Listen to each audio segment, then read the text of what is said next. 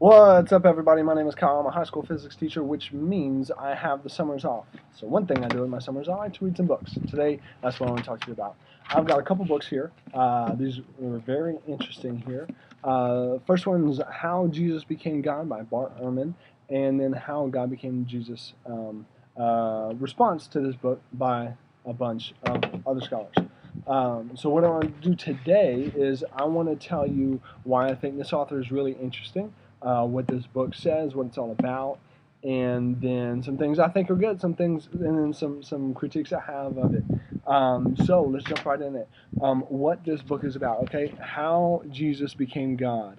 Bart Ehrman, his main question, if you look on the inside cover, he says he's not concerned with the theological question of if Jesus actually was God, but the historical question of how did people become convinced that he was divine, um, or the Almighty. So, as an agnostic guy, mainly focused on the historical perspective. But I want to tell you about this guy, why I think he's really interesting. If you know anything about the New Testament, you know there's a guy named Paul, and I'm going to call this guy, or this guy's life story is kind of like the opposite of Paul. I've made like a little Venn diagram of Ehrman, both, and Paul, because it's pretty interesting. So you got Bart Ehrman and the Apostle Paul, who wrote a bunch of the New Testament, and what they have in common. All right, so Apostle Paul started out against Jesus, started off as a learned Jew, and then eventually converted to follow Christianity, highly influential. Bart Ehrman started off as a follower of Jesus, went to seminary and all that, and then later in his life just developed into an agnostic. And they're both highly educated, very outspoken, very influential in their respective fields. And but the interesting thing is they both have significant study. They're both very learned men and zeal in their pre-conversion experience. Paul to Jesus, Ehrman away from Jesus. So very interesting guy, and someone who I've been wanting to read for a long time, and finally got around to doing so. So, what does this book say? His main idea is in the subtitle, right? The Exaltation of a Jewish Preacher from Galilee.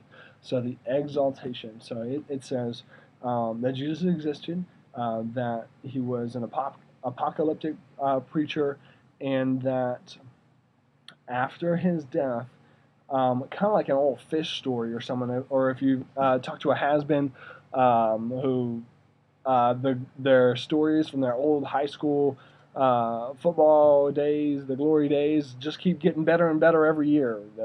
One year they were varsity. The next year they're all state. And a few years later, you hear that they were the second round draft pick from the NFL. So I don't know. That's kind of analogous to what he's saying happened to Jesus in his book there. The exaltation that develop, embellish of that idea of the person of Jesus. So, how does he build his case? How is the book structured? At first, it says, okay, so we got that. First, he looks at what it means to be divine. How did people think about divine, humans, or humans and divine? How did those two relate in the Jewish and Roman world? Roman and Greek. And then he looks at the Jewish world. He emphasizes a spectrum of beauty, not that kind of in our modern world we have humans are here, or humans are here, and then there's this whole other one single level of divine, like godhood and then humanhood,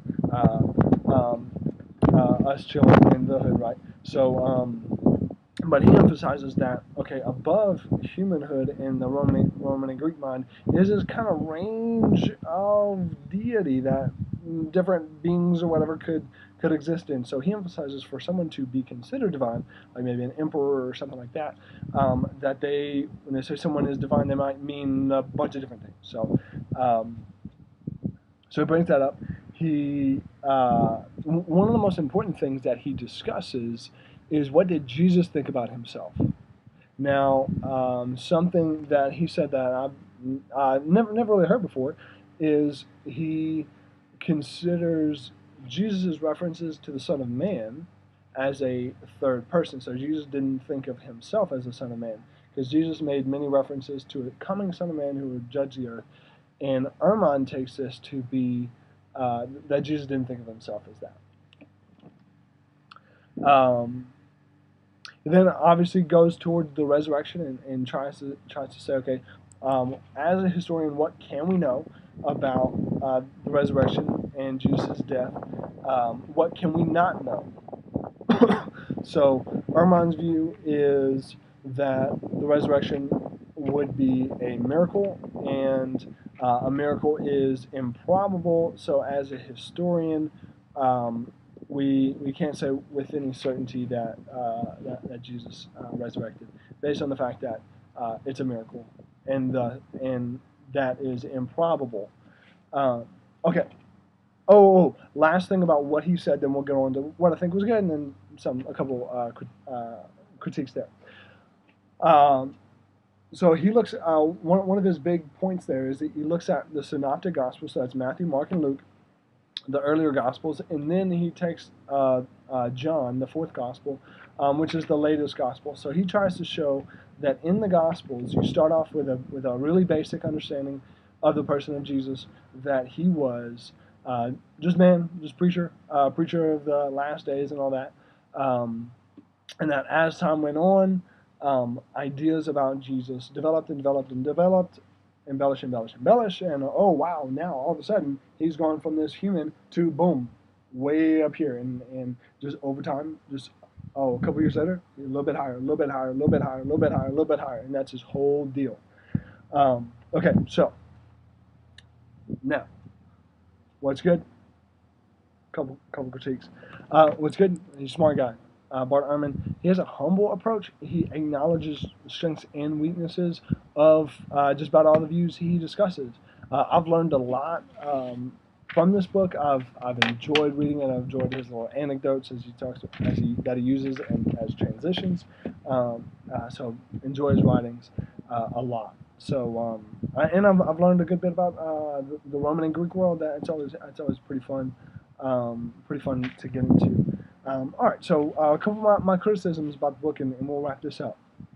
So I've just got a couple critiques, a couple things that I disagree with Ehrman on here. Number one is that the exaltation view. So the different options for Jesus that you can have is we'll call it low and high. So he could start low, start just as man, and end high, kind of like. So start low and end high. Okay, so he was exalted to godhood or whatever, or he could start high as divine, get low, and then get high, kind of as a more traditional conservative incarnational view, or just start low, end low as an agnostic or atheistic view. So the exaltation thing would ignore Paul. So Ehrman references the Gospels as kind of a history of what people thought about Jesus, trying to show that they didn't have divine ideas about Jesus until maybe 90 AD. So Jesus passing away around dying around 30 AD, so he's saying, oh, well, it's 40 years until we have really, really, really explicit claims about his deity. But the thing is he references Paul in that. So Philippians written about in the 50s, so that's 20 years. Then he references a poem in Philippians 2. So in Philippians 2, there is the Christ poem, if you will. So it talks about Jesus not considering equality with God something to be grasped, but emptied himself, taking the form of a servant, even unto death. So a really explicit claim. Some other pretty explicit claims of deity of Jesus. But the main thing here is that Ehrman acknowledges that was a what's called pre-Pauline. It was something that Paul used. He referenced that people would have been familiar with to make a point that he's making. So Paul didn't write it. He's quoting something that was before him, and can reason out that could be around 10 years before him. So that's 20. Paul wrote it. So minus 10. So we have extremely, extremely high views of Christ. Not an exaltation view, but a high views of Christ within 10 years of Jesus' passing. So that's pretty significant. So that would be something against his exaltation thesis there. A really important point. Okay, so that's the exaltation. The other thing is that he mistakenly misses Jesus' self-understanding as Son of Man in the Synoptics. So, for instance, Jesus talks about the Son of Man has authority to forgive sins. Well, Ehrman would say that that's he's talking about someone else. But the thing is, he would say that right after he forgave someone's sins. And he would say that the Son of Man is the Lord of the Sabbath. And he said that right after he changed their idea of the Sabbath, changed their idea or their practice. And what was the Jews' response to that? Oh, well, they're flipping out and saying, oh, well, that's blasphemy, blasphemy, blasphemy. Well, that was the right response, because Jesus obviously was referring to himself. If I slap myself in the head and say, the choo-choo boo-boo slaps himself in the head. Well, obviously, I'm the choo-choo boo-boo, because I just slapped myself in the head, right? So I think it was pretty clear that Jesus understood himself to be the Son of Man. A couple of other thoughts that I'll actually make a different video on.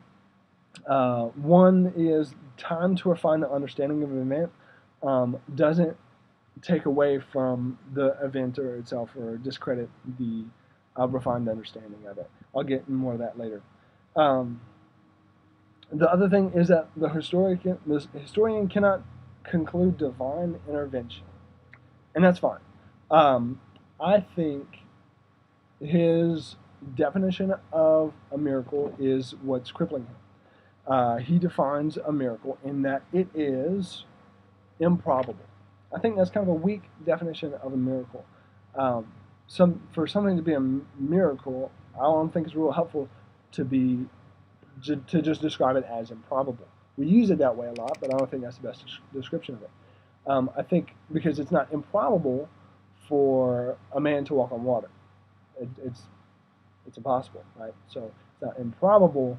No, I can't think of it. Okay, let's just stick with that one. So walk on water, it's not improbable. It would specifically have to be an intervention of the Creator. So an intervention of the Creator, while it may be improbable, doesn't mean it would be difficult for the Creator to intervene. So it seems that his whole deal with the resurrection can't happen because it's a miracle and it's improbable. I think it'd be more beneficial to talk about, well, why can't God intervene in the world? And that would be maybe a helpful question as we try to put our understanding of Jesus together. Another interesting point: Ehrman agrees that all the alternate explanations of the death, burial, and belief in Jesus' resurrection by his apostles, all those other explanations are pretty weak, and I don't think I would agree with him on that, obviously. Very interesting book. I've been looking forward to it. I'm excited about jumping into the Christian response to this by these guys, and we'll get back with some more thoughts later. Thank you so much for your time.